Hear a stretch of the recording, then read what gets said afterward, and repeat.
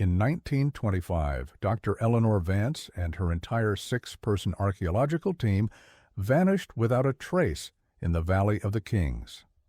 99 years later, a ground-penetrating radar survey would reveal that the desert set hadn't claimed them in an accident, but had instead been used to conceal a calculated and brutal crime, preserving a truth far darker than anyone had ever imagined. The Egyptian sun of October 1925 was a relentless force, beating down on the limestone cliffs and baking the sand into a shimmering expanse. Here, amidst the tombs of long-dead pharaohs, history was not a subject confined to dusty books. It was a palpable presence, a weight in the air that promised either immortal glory or complete oblivion to those who dared to disturb its slumber. Dr. Vance's camp was a small, determined outpost against this vastness. It consisted of a few canvas tents, wooden crates filled with meticulous notes, and tools worn smooth by dedicated hands.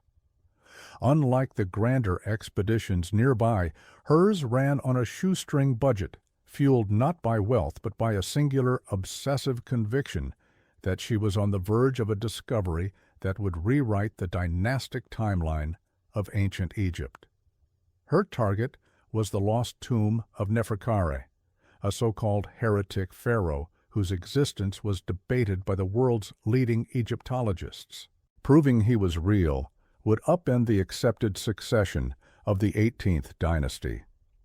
To the academic establishment, Vance was a brilliant but reckless theorist chasing a ghost. To her small, loyal team, she was a visionary on the brink of vindication, and they followed her with unwavering faith. Dr. Eleanor Vance herself was a force of nature, a woman whose sharp intellect was matched only by her resilience. In a field dominated by men, she had fought for every scrap of funding and recognition. She believed in science, in meticulous research, and in the idea that the desert would eventually yield its secrets to those who listened carefully enough. She was respected for her mind, but often underestimated. Her team was a hand-picked group of specialists. There was her steadfast foreman, a man who knew the desert's moods better than any map. Two young, eager excavators from her university, a dedicated photographer tasked with documenting every find, and a linguist who could decipher the faintest hieroglyphs. They were a family, bound by a shared purpose and isolated by the miles of unforgiving sand surrounding them. Not far from their modest site, another expedition cast a long shadow. This was the lavishly funded operation of Malcolm Croft, a young, charismatic, and ruthlessly ambitious archaeologist. Croft's camp was a world away from Vance's, boasting resources and comforts she could only dream of. He was the darling of the London elite, a man whose fame was growing as rapidly as his collection of antiquities. Publicly, Croft was dismissive of Vance's theories about Neferkare, often referring to her quest as a charming academic folly in conversations with reporters and sponsors. He projected an air of collegial rivalry, but beneath the surface, a predatory ambition churned. He watched her progress from a distance, his interest far more intense than he ever let on, understanding the career-making potential of the prize she was chasing. For weeks, Vance's team had toiled under the oppressive heat, their progress measured in inches of sand and rock. The work was grueling, a painstaking process of clearing debris and sifting through centuries of dust. Their water was rationed, their food simple, but their morale remained high. Every morning, Eleanor would study her maps and notes, her conviction unshaken even as their supplies began to dwindle. Then, one afternoon, the sound changed. The familiar scrape of a trowel against loose rock was replaced by a solid, resonant thud. A collective silence fell over the dig site as the team gathered around. With painstaking care, they brushed away the final layers of sediment, their hands trembling with a mixture of hope and exhaustion. The top of a stone staircase began to emerge from the earth. Slowly, carefully, they cleared the steps, descending deeper into the cool darkness away from the glare of the sun. At the bottom, they found it, a plastered doorway sealed with the intricate rope ties and clay stamps of the royal necropolis. The seal was pristine, untouched for over 3,000 years. It was the entrance to a tomb, and they knew with absolute certainty it belonged to Neferkare. The air in the small camp became electric with the magnitude of their success. They had done the impossible, finding a pharaoh the world had forgotten. That evening they celebrated quietly, their faces illuminated by the soft glow of lanterns. Eleanor knew she had to secure the site and formally announce the discovery through official channels. The first step was to send word to her university sponsor in London. She dispatched her most trusted runner with a carefully coded telegram detailing their location and the nature of the find, urging him to ride for the station at Luxor without delay. He was a capable man who knew the desert paths well. He set off as dusk began to settle over the valley, a lone figure disappearing into the vast, darkening landscape. The team watched him go, unaware he would never reach his destination. The following day, as they prepared to document the seal before formally breaking it, visitors arrived. Malcolm Croft and two of his foremen appeared at the edge of their camp, their arrival framed by the morning sun. Croft offered a wide, charming smile, claiming he had heard rumors of their progress and had come to offer his sincere congratulations, a gesture of professional courtesy. The atmosphere was immediately tense. Vance, though polite, was guarded. Croft's questions about the seal and the tomb's orientation were too specific, his eyes scanning every detail of their small operation with an unnerving intensity. He lingered far longer than was necessary, his presence feeling less like a visit and more like an inspection, a predator assessing its prey before the final strike. As Croft and his men finally made their excuses to leave, the sky to the west was changing. A low, dark line on the horizon was expanding with unnatural speed, the wind picking up and carrying a fine grit that stung the skin. A sudden, violent sandstorm was bearing down on the valley, a common enough peril, but one that was arriving with terrifying speed. The official report, filed weeks later, would use this storm as the explanation for everything. It was a monstrous tempest, a wall of sand and wind that descended upon the Valley of the Kings with biblical fury. It was powerful enough to reshape dunes, bury landmarks, and erase any trace of human activity. It was, by all accounts, an act of God. When the storm finally subsided days later, search parties were dispatched to check on the various expeditions. Croft's well-fortified camp had weathered the gale with minimal damage. But when they reached the coordinates of Dr. Vance's site, they found nothing.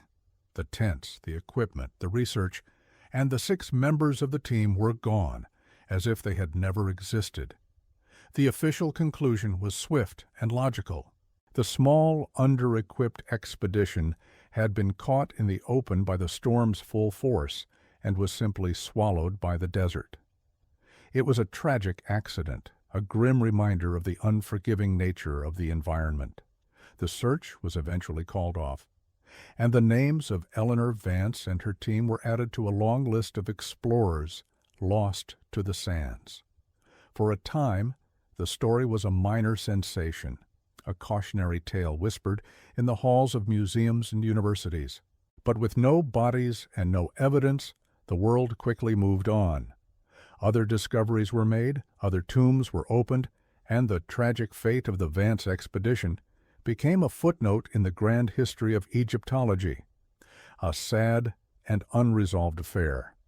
The mystery of their disappearance was buried, not just by tons of sand, but by the relentless passage of time itself.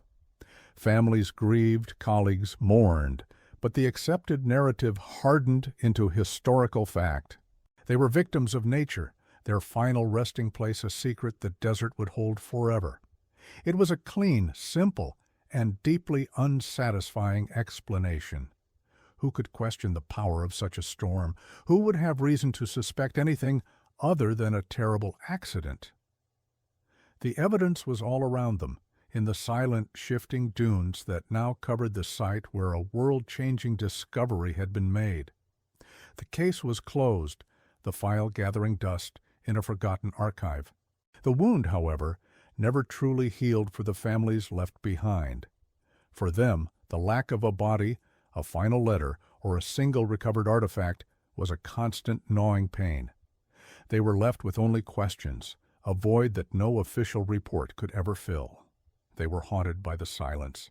For nearly a century, the desert kept its peace, the official story remaining unchallenged. But the sand was not protecting the dead from the world. It was protecting a killer from the truth, preserving a pristine crime scene with perfect, silent patience, waiting for the day it would be forced to give up its secrets. The year is 2024. 99 years have passed, a span of time that transforms history into myth. The Valley of the Kings is no longer just a realm of archaeologists and adventurers. It is a meticulously managed global heritage site, crisscrossed by tourist paths and surveyed by satellites.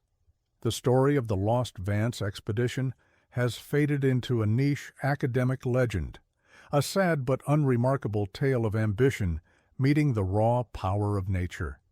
The desert was believed to have claimed them, and the desert does not give back what it takes. Progress, however, has its own demands, caring little for old tragedies. A new high-speed rail line designed to connect Luxor with coastal resorts required a thorough geological survey of the valley's less explored western reaches.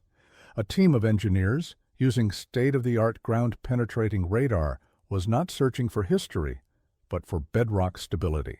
Their equipment sent waves deep into the earth, mapping layers of sand and stone, searching for faults or voids that could compromise the massive infrastructure project. For weeks, the data was predictable, a monotonous digital portrait of the subterranean landscape that had remained unchanged for millennia. Then an anomaly appeared. Deep beneath a featureless expanse of sand, 12 meters down, the radar returned an image that was utterly impossible. It was not a natural rock formation or a hidden cavern. It was a collection of sharp geometric shapes, squares and rectangles, arranged in an orderly, deliberate pattern. The engineers were baffled, assuming it was a glitch in their software. They ran the scan again, and then a third time from a different angle. The image remained, a clear and undeniable ghost of human activity in a place where none should exist. Intrigued and bound by protocol to investigate any unusual findings, the project supervisors authorized a small, exploratory excavation. It was a slow and delicate process, far removed from the heavy machinery of railway construction. A specialized team was brought in, their tools consisting of brushes and trowels, rather than drills and bulldozers. As they carefully removed layer after layer of compacted sand, the dry air grew thick with a sense of anticipation.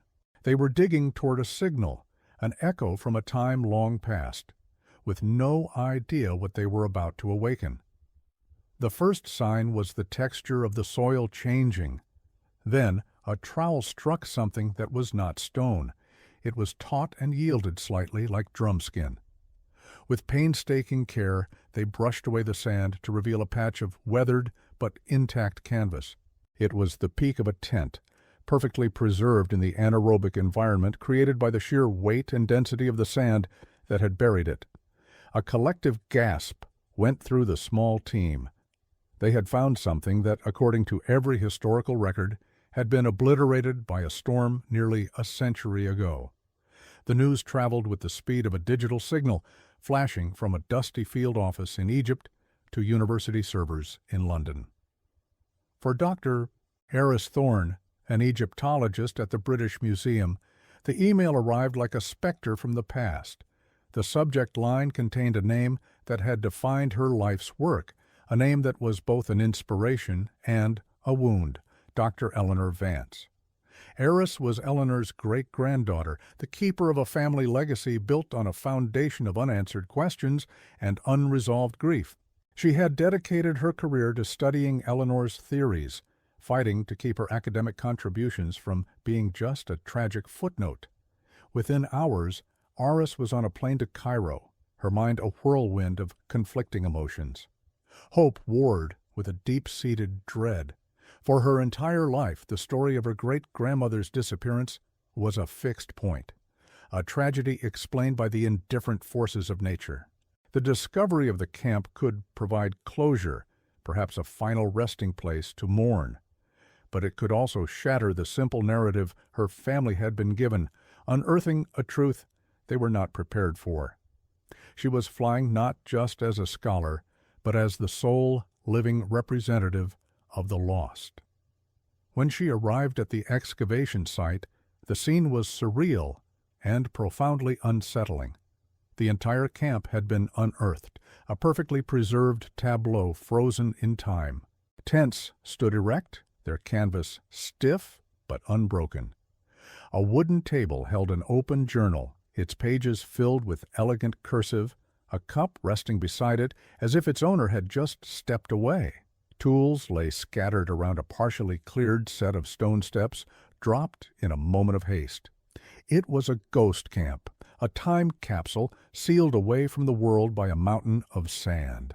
At first, the perfectly preserved state of the site seemed to confirm the official story, but on a scale no one had ever imagined.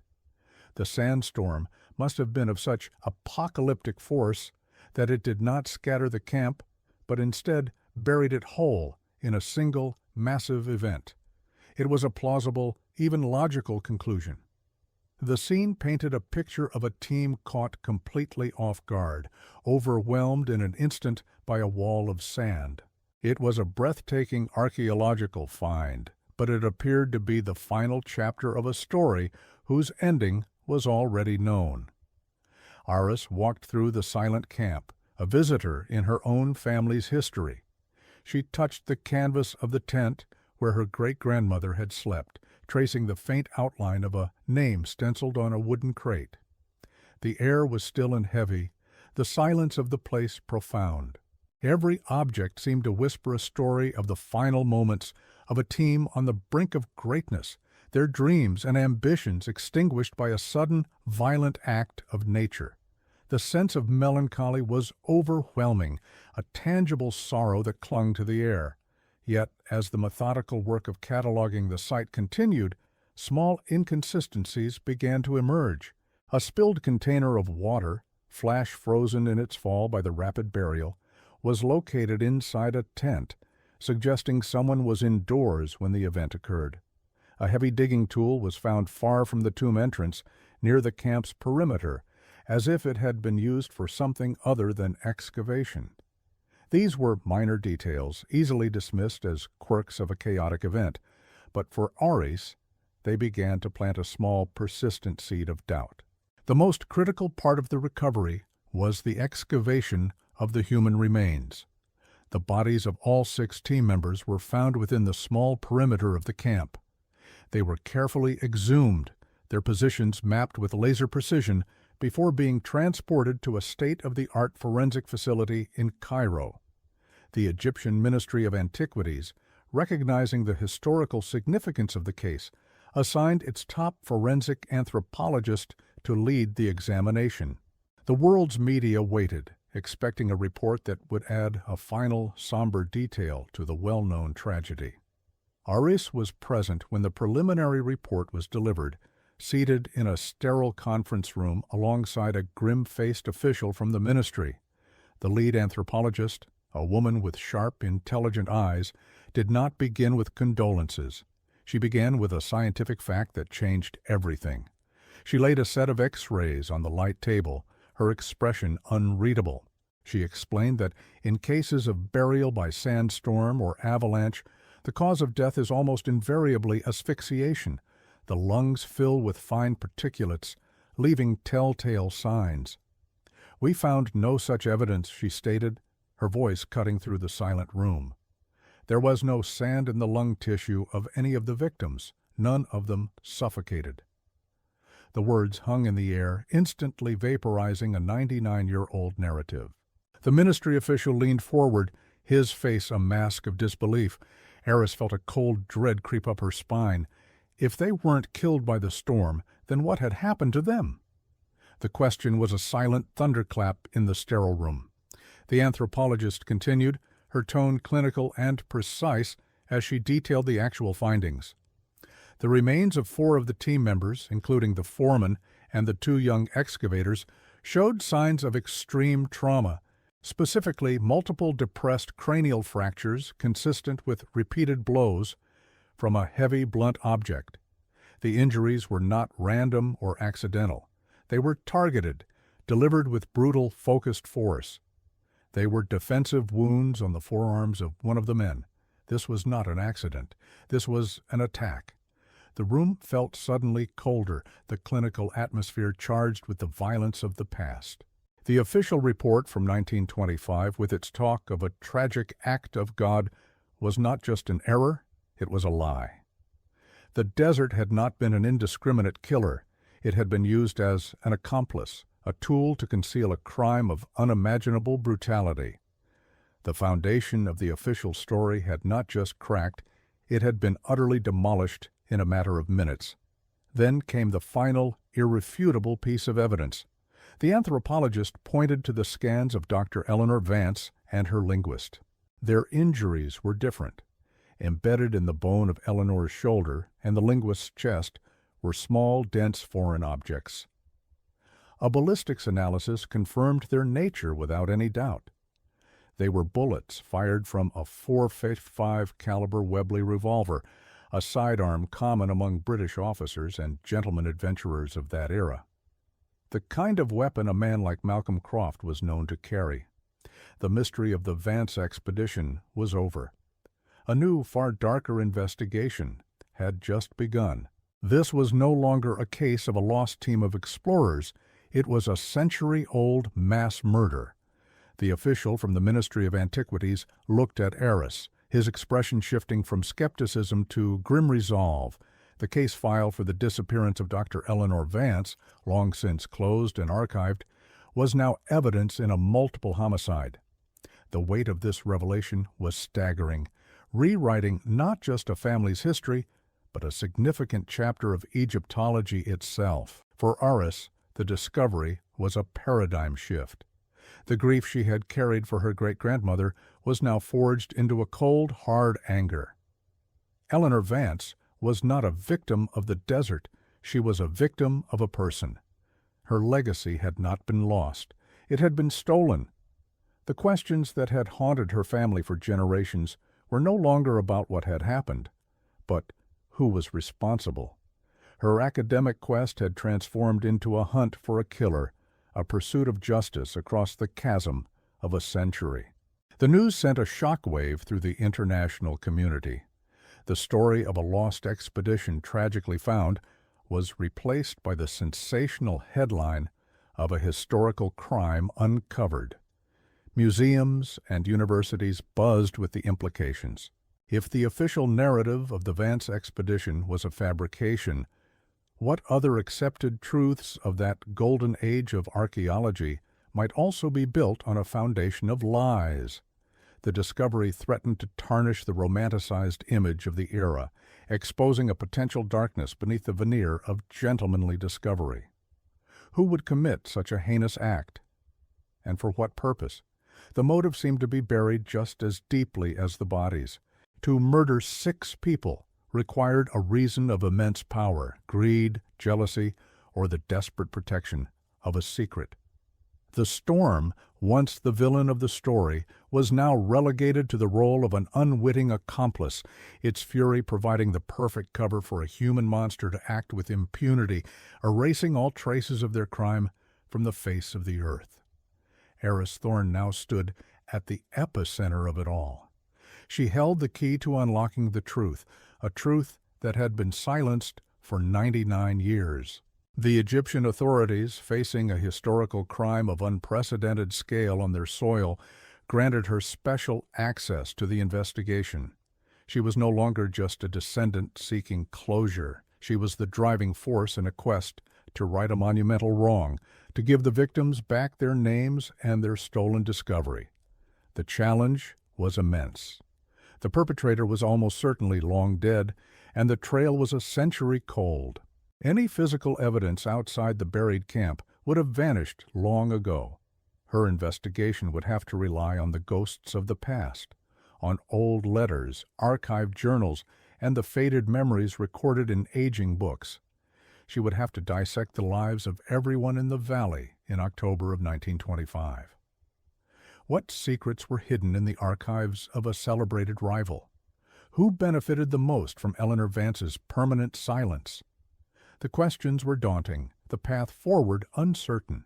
Iris knew that powerful forces might still be at work, invested in keeping the secrets of the past buried. The legacy of a celebrated pioneer of Egyptology, Sir Malcolm Croft, was now under a dark cloud of suspicion, and his powerful institute would not see his name tarnished without a fight. The excavation had answered the question of what happened to the Vance expedition. It was a brutal, calculated mass murder. Now the far more difficult question loomed. Why? The answer, Eris suspected, was not buried in the sand with the bodies, but was hidden in plain sight in the pages of the very history books that had erased her great-grandmother's name and celebrated the man who had likely killed her.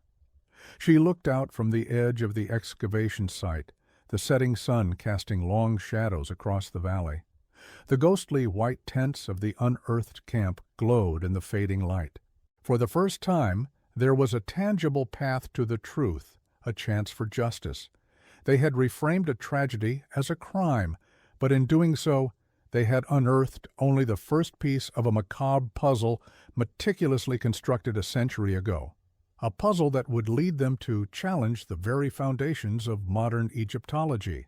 The forensic report landed like a bombshell, its clinical prose rewriting a century of accepted history. The news of a calculated mass murder concealed within a romantic tale of archaeological tragedy sent a tremor through the academic world. In London, the Croft Institute, the powerful guardian of Sir Malcolm Croft's legacy, immediately went on the defensive. Their public statement was a masterclass in controlled indignation, dismissing the findings as a sensationalist and unsubstantiated attack on one of history's great pioneers, a desperate attempt by a lesser-known family to claim a piece of his glory. They vowed to protect his name from this historical vandalism. This institutional resistance did not deter the investigation. It galvanized it. For Dr. Eris Thorne, the Institute's denial was not a setback, but a confirmation. It was the predictable response of a legacy built on a lie, now fighting for its survival. She formed an unlikely but effective alliance with Karim Hassan, a senior official from the Egyptian Ministry of Antiquities. He was a man of quiet integrity, more concerned with the truth of his nation's soil than with the politics of London museums. Together they established a joint task force, operating from a climate-controlled research facility near the Valley of the Kings, transforming it into the nerve center of a century-old homicide case. Their first step was to digitally reconstruct the crime scene. Using laser scans and the meticulous placement data of every recovered artifact, they created a three-dimensional model of the Vance camp as it was in its final moments. This virtual recreation allowed them to analyze spatial relationships with a precision impossible. In 1925, they could trace lines of sight, map the fall of objects, and reconstruct the chaotic sequence of the attack. The digital ghost of the camp immediately began to contradict the narrative of a sudden overwhelming storm. Why were certain tools found so far from the tomb entrance as if used defensively? The team turned its focus to the material evidence, subjecting every artifact to a battery of modern forensic tests.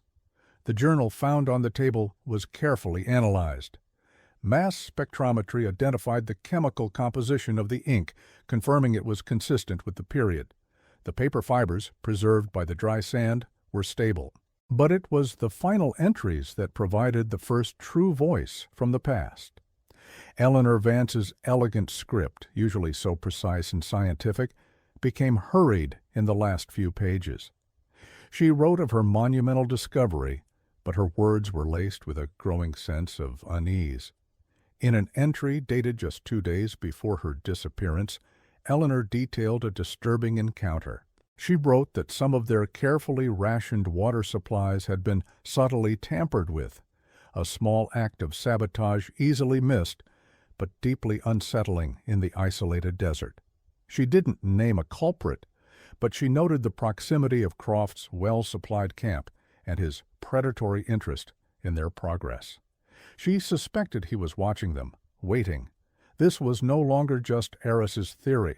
It was her great-grandmother's own documented fear. The investigation then turned to the man himself, Sir Malcolm Croft.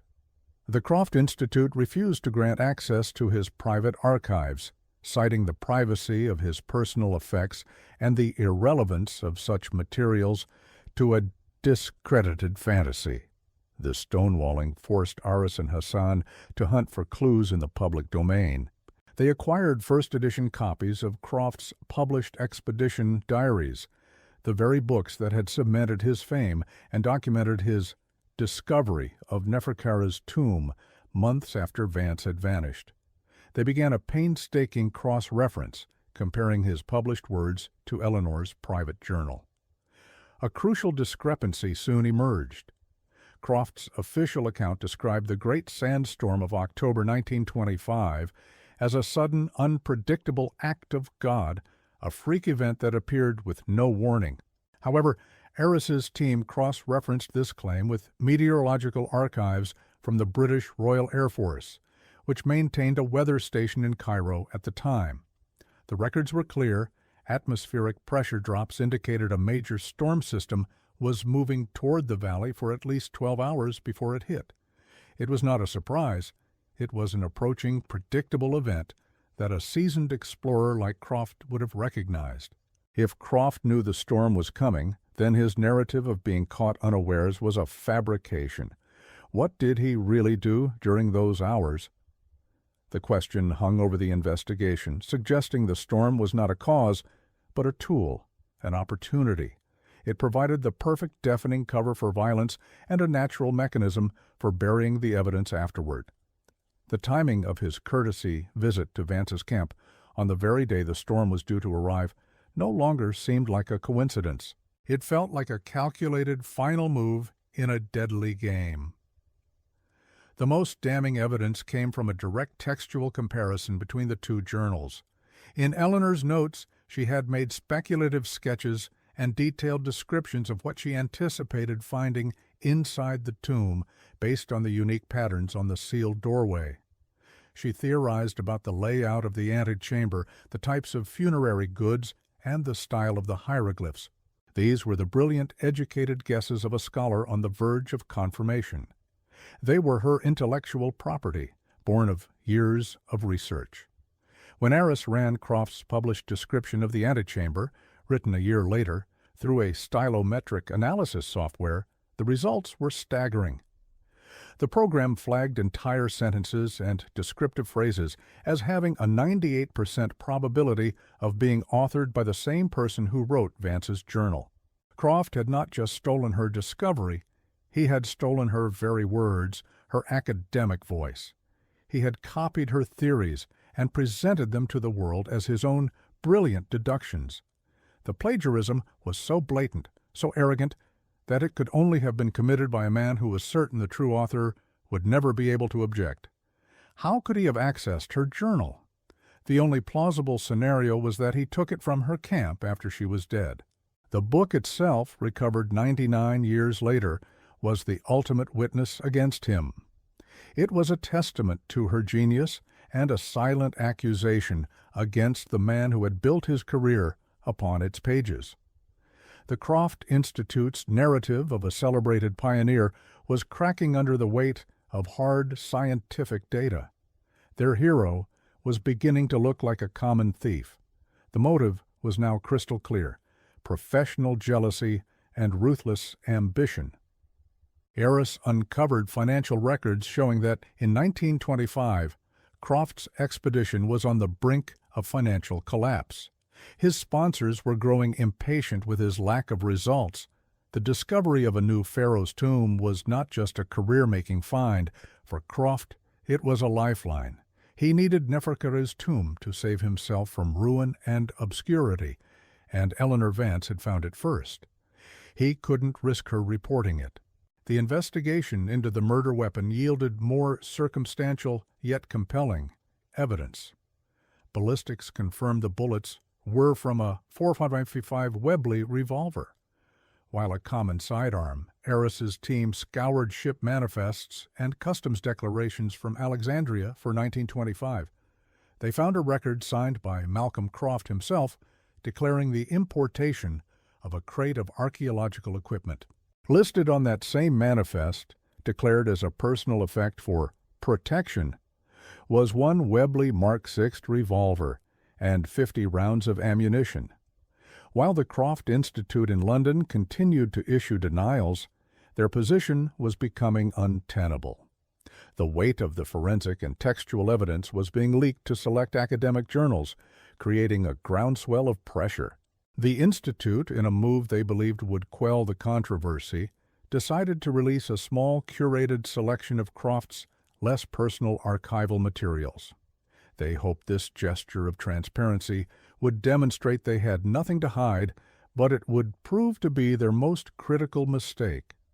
Among the released files was a detailed inventory of Croft's photographic equipment from the 1925 expedition. Aris, poring over the list, noticed an anomaly. Croft had brought an unusually large number of lead-lined boxes, far more than would be needed for standard photographic plates. The manifest described them as being for long-term preservation of high-sensitivity panchromatic plates in extreme climates.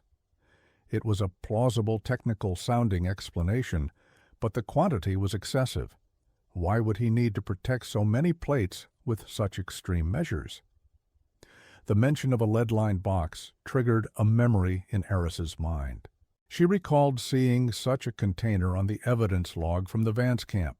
It had been catalogued as one of Eleanor's own supply crates, assumed to be empty or filled with ruined materials, and placed in storage.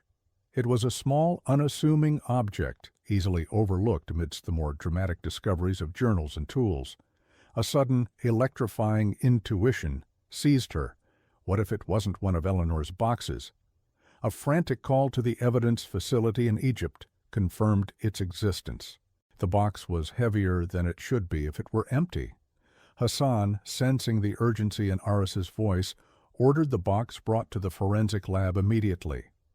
The air in the room was thick with tension as a technician carefully worked on the rusted hinges. This felt different.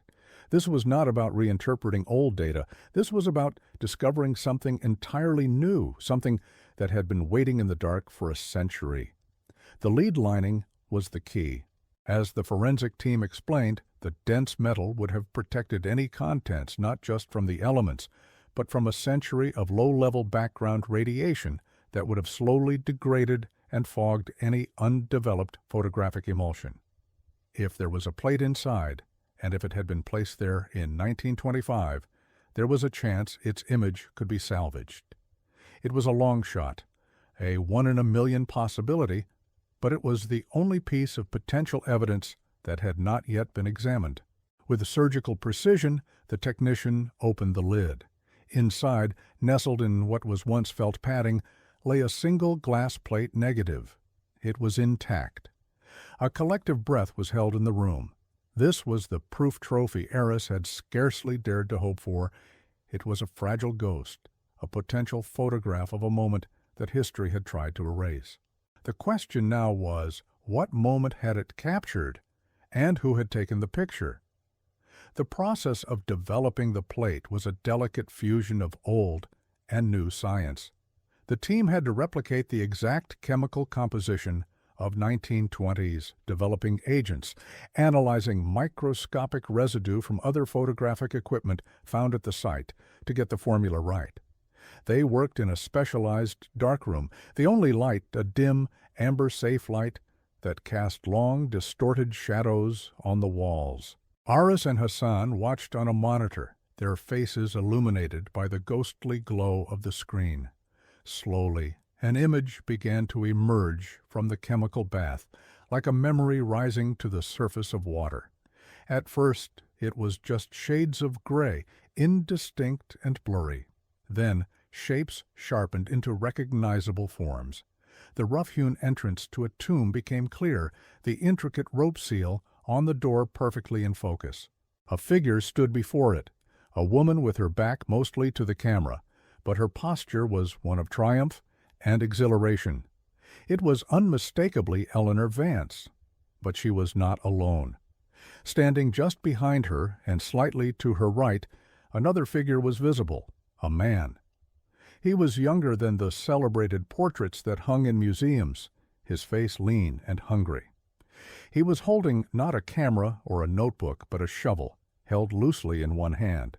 He was not looking at the tomb, the discovery of a lifetime. He was looking directly at Eleanor Vance. And on his face was an expression of cold, calculating and predatory ambition. It was the face of a young Malcolm Croft. Eris felt the air leave her lungs. She was looking at the last moments of her great-grandmother's life. This was not a posed photograph of two colleagues. This was a candid shot, taken in the seconds between discovery and betrayal. It was the irrefutable proof of Croft's presence at Vance's tomb before she died, a fact he had denied for his entire life. The photograph captured not only the moment of discovery but the motive for murder, all in a single haunting frame. The image was a silent witness, its testimony more powerful than any journal entry or scientific report. It placed the weapon, the shovel, in Croft's hand, and the victim in his sights. It was the missing piece of the puzzle, the visual confirmation of a crime that had been perfectly concealed for 99 years. Who had taken the photo? Most likely the team's photographer, just before he too was murdered, the camera falling and the plate being unintentionally sealed in the lead box during the chaotic burial of the camp. The team in the lab was silent, the weight of the image pressing down on them. They were not just looking at evidence. They were staring into the face of a killer, a man celebrated by the world as a hero. The photograph was a death warrant for a reputation issued a century too late. For Eris, the moment was profoundly personal. The black and white image was a bridge across time, connecting her directly to her great-grandmother's final, triumphant moment and to the man who had stolen it from her. The Croft Institute's carefully constructed wall of denial was about to be obliterated. Their claims of a smear campaign would be rendered absurd by this single, undeniable photograph. The case against Sir Malcolm Croft was no longer circumstantial, it was absolute. The question of who benefited from Eleanor Vance's silence now had a face, a name, and a motive backed by irrefutable proof. Eris looked at the face of her great-grandmother on the screen, a woman she had only known through stories and faded pictures. For the first time she felt not just the grief of her loss, but the fierce pride of her achievement. Her legacy would not be a footnote about a tragic accident. It would be the story of one of the greatest discoveries in the history of Egyptology, finally and irrevocably restored to its rightful owner. The investigation had meticulously peeled back the layers of a century-long deception, using science to cut through myth. They had started with bones and ended with a photograph, reconstructing a crime that was designed to be perfect. The physical evidence, the textual analysis, and now the visual proof formed a chain of causality that was unbreakable. The narrative was complete. What they did not yet understand was the full extent of the conspiracy. Was Croft truly alone in his actions, or were there others who helped him perpetuate the lie? The foremen who had accompanied him to the camp that day were not just bystanders, they were accomplices. And for 99 years the academic establishment had, wittingly or not, helped to keep his secret. The focus of the task force now shifted from discovery to disclosure. They had to present this airtight case to the world, not just to correct a historical record, but to deliver a form of justice that had been denied for nearly 100 years. The families of the other 5 victims deserved to know the truth as well. This was no longer just about rewriting a page in a history book. It was about dismantling a monument. The legacy of Sir Malcolm Croft, a cornerstone of 20th century archaeology, was about to be brought down, and the shock waves would be felt in every museum and university across the globe. Eris Thorne had found the truth she had been searching for her entire life. But what they were about to uncover was that exposing a lie of this magnitude would be almost as dangerous as the original crime itself. The silence of the sands had been broken, and the sound it made was a scream of murder that would echo through the halls of history. The decision was made not to leak the photograph, but to unveil it with the full weight of institutional authority. A joint press conference was convened at the Grand Egyptian Museum in Cairo, a modern temple built to honor the very history that was about to be rewritten.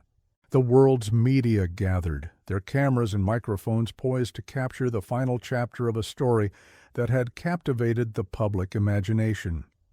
In the front row, a delegation from the Croft Institute sat with expressions of stern confidence, ready to publicly denounce the proceedings as a baseless smear campaign orchestrated by a family desperate for relevance.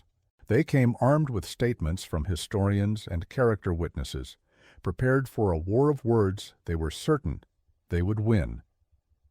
Dr. Eris Thorne and Karim Hassan walked onto the stage, the atmosphere in the vast hall electric with anticipation. They did not begin with the photograph. Instead, Hassan took the podium and, with clinical precision, presented the unassailable forensic evidence. He displayed the 3D scans of the victims' skulls, the clear, brutal signatures of blunt force trauma visible for all to see. He detailed the ballistics report, linking the bullets recovered from Eleanor Vance's remains directly to the type of Webley revolver Malcolm Croft was documented to have carried into Egypt in 1925. The presentation was a methodical deconstruction of the century-old lie, replacing the myth of a storm with the science of a homicide. Then Eris took her place at the podium. Her voice was steady, devoid of the emotional tremor everyone expected. She presented the textual analysis, displaying side-by-side comparisons of her great-grandmother's private journal and Croft's celebrated published work. The evidence of plagiarism was damning. Entire passages of brilliant deduction and academic insight lifted verbatim. She demonstrated how Croft had built the foundation of his legendary career on the stolen intellect of the woman he had silenced. The members of the Croft Institute delegation shifted uncomfortably in their seats, their prepared smiles tightening into thin, dismissive lines. They whispered to one another, preparing their rebuttal. This was all just interpretation, a desperate weaving of circumstantial threads. As expected, the lead representative from the Croft Institute was invited to respond. He approached the podium with an air of theatrical gravitas, dismissing the evidence as a collection of unfortunate coincidences and speculative fantasies. He spoke of Sir Malcolm's unimpeachable character, of his countless contributions to the field, and painted Eris's investigation as a vindictive quest fueled by familial envy. A man's legacy built over a lifetime of genius and dedication, he concluded, his voice resonating with practiced indignation, should not be dismantled by such flimsy and insulting conjecture. He believed he had won the room, reasserting the dominance of the established narrative. Eris did not argue or counter his points. She simply waited for the applause from his supporters to die down, letting a profound silence settle over the hall. She looked directly at the Croft delegation, her gaze unwavering. "You are correct," she said, her voice cutting through the stillness. "Conjecture is not enough to rewrite history. That is why we did not stop there." She paused, letting the weight of her words hang in the air before turning to the massive screen behind her. "We have one final piece of evidence. It is not an interpretation. It is a moment frozen in time." The screen, which had been displaying charts and text, went black. A single high-resolution image slowly faded into view. For a moment the audience was silent, trying to comprehend what they were seeing. The image was stark and clear, the entrance to a tomb, its seal pristine. In front of it stood a woman, her back partially to the camera, her posture radiating an aura of pure, unadulterated triumph. It was unmistakably Eleanor Vance, captured in the greatest moment of her life. The room held its breath, captivated by this ghost from the past, a woman whose face had been known only through formal, posed portraits. But it was the second figure in the photograph that caused a wave of audible gasps to ripple through the hall.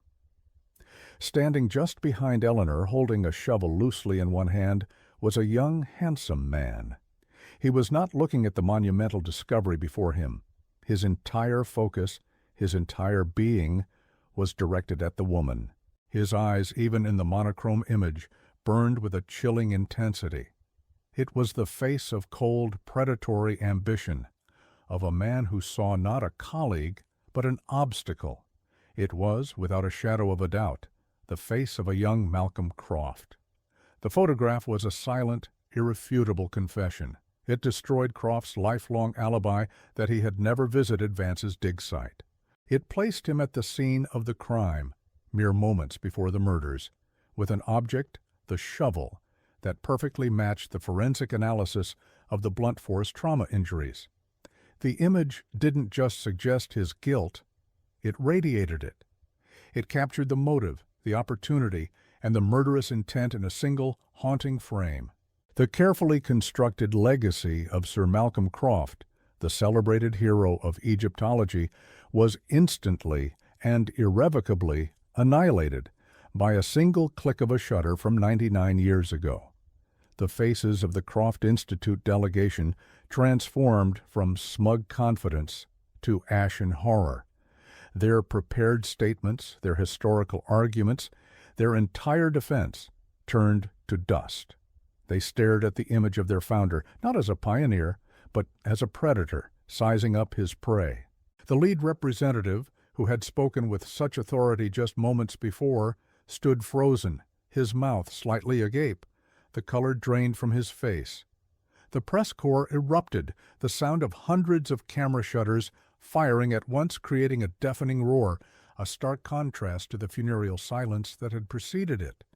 This photograph was recovered from a lead-lined box in Dr. Vance's camp, Aris announced, her voice now ringing with the authority of absolute truth. It was likely taken by her team's photographer moments before he and everyone else were murdered. It is a testament to two things: the moment Dr. Eleanor Vance secured her place in history and the identity of the man who stole it from her. She did not need to raise her voice. The image on the screen was screaming for her.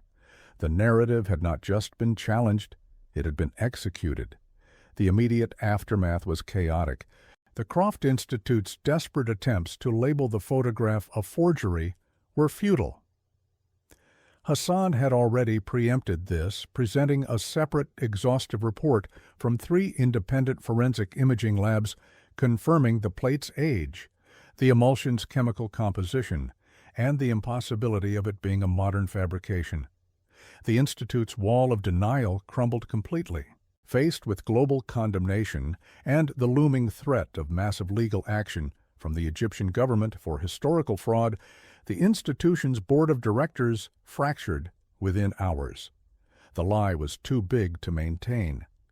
The final piece of the puzzle came not from the sand, but from a locked vault in the heart of London. An elderly board member of the Institute, whose grandfather had been one of Croft's original financiers, broke the code of silence.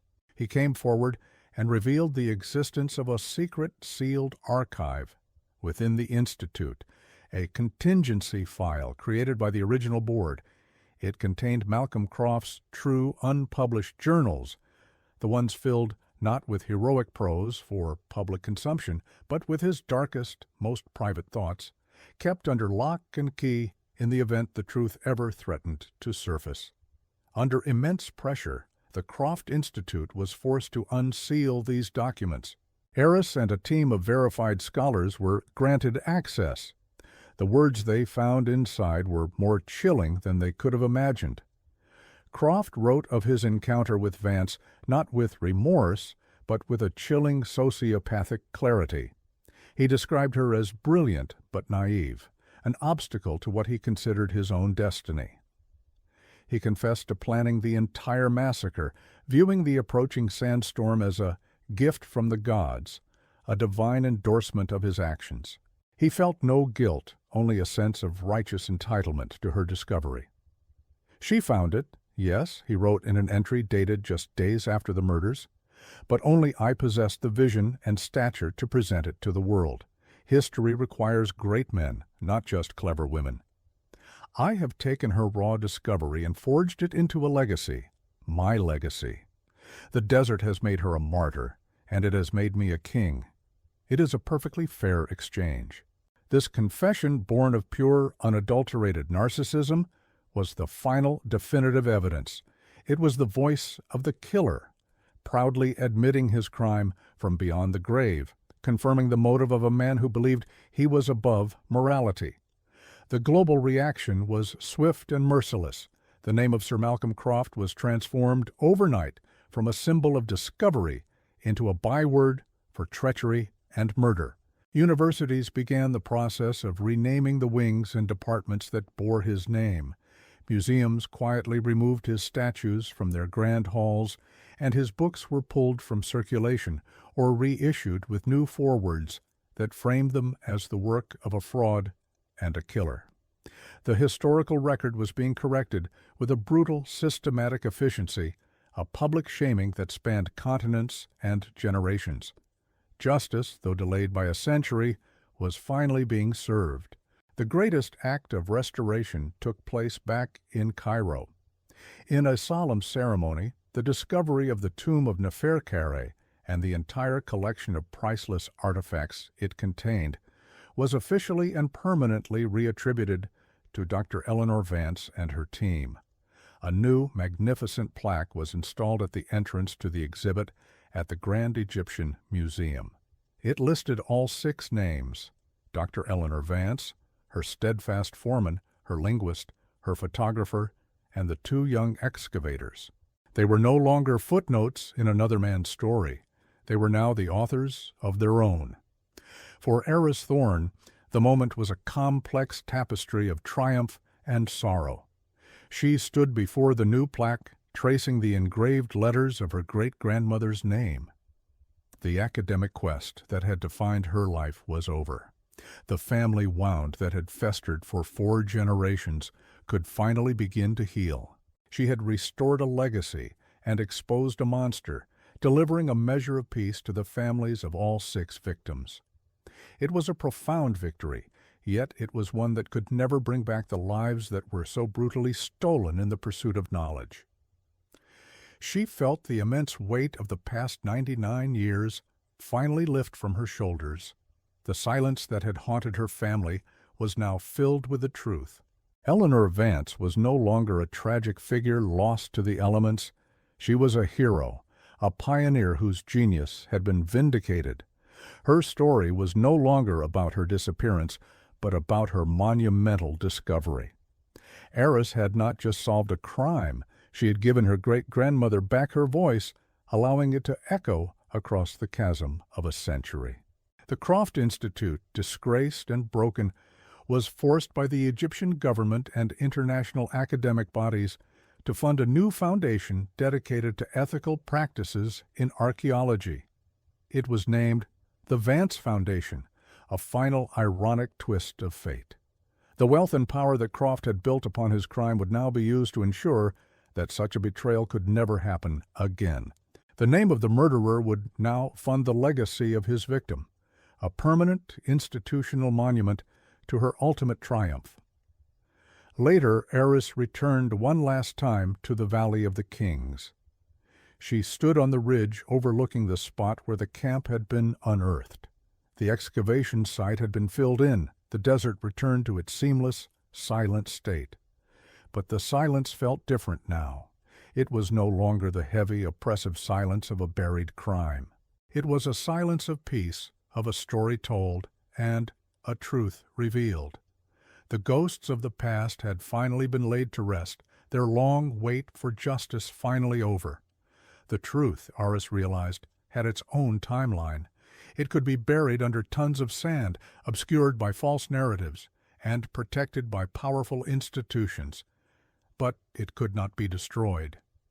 It waits with the patience of stone and sand for the right tools, the right person, to come along and unearth it. The desert had not been Croft's accomplice. It had been a perfect, silent custodian, preserving the scene of his crime until the world was ready to see it. The sands had finally given up their secret, proving that no truth can be hidden forever.